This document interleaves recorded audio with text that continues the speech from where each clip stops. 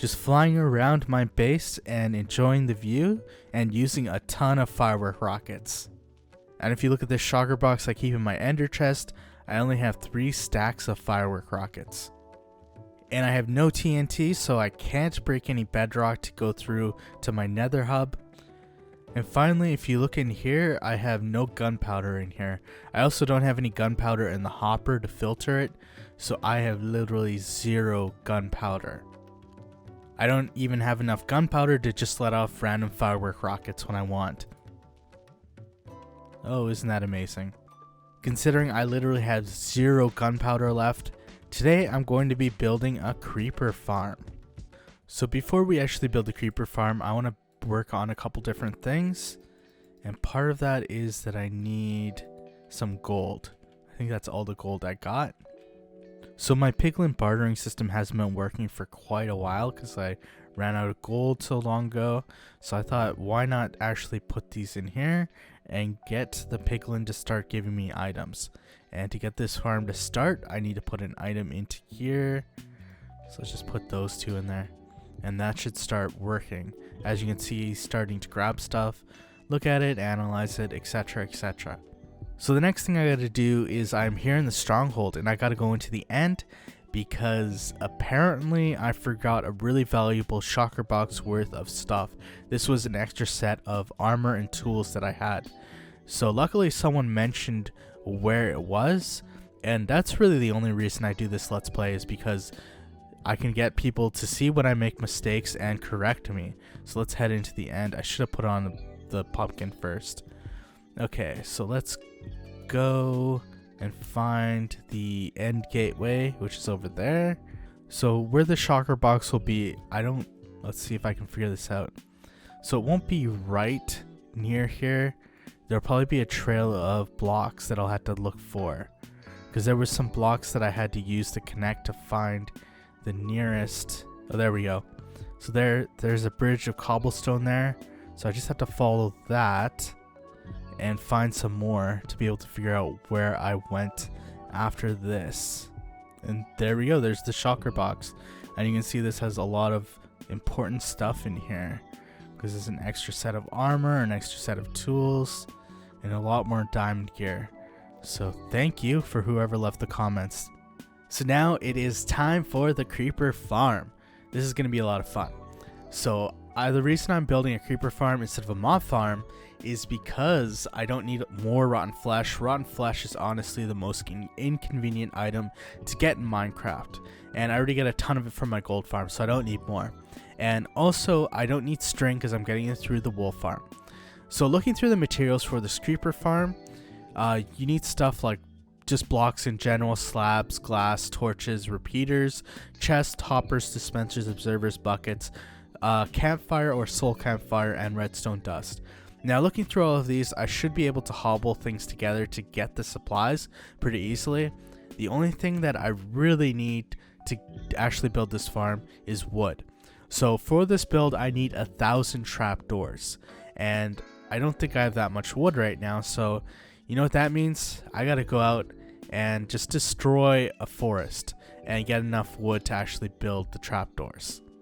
So why don't we get started? So I'm here in this forest, and you know what time it is? Time lapse time.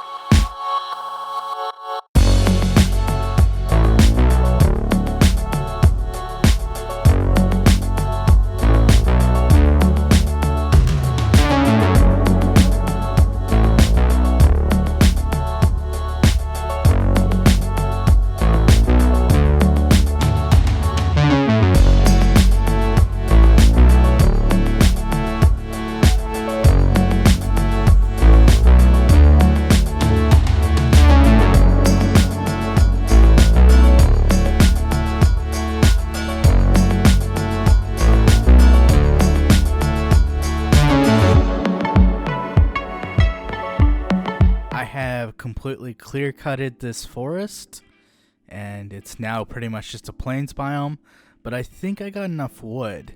So I got a little bit, a shulker box and a bit, and I have some random stuff like leaves and saplings. So hopefully that is enough to actually build all the trapdoors. I should probably chill a bit on the firework rockets.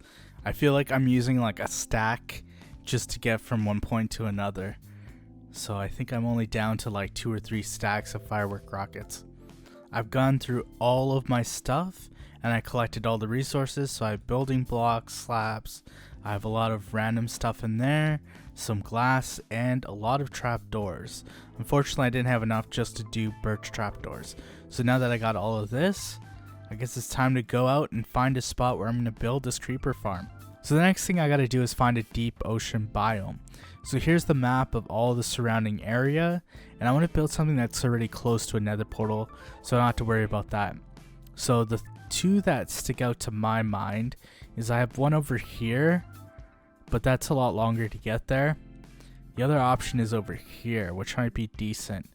Although I think there is some ocean monuments over here, but it might be not bad to do over here also. So I think I'm going to head over this way and see what is available over here. So I think this is a spot I'm going to pick around here, not on here, but somewhere over the ocean over here. So the reason you want to pick a deep ocean is because aquatic mobs don't spawn that much, and the ocean floor will be low enough down that it won't have any caves or less likely to have mobs spawn there. So that increases the spawning of the creepers. You could probably build this in a couple different biomes, but you might as well go with what is suggested.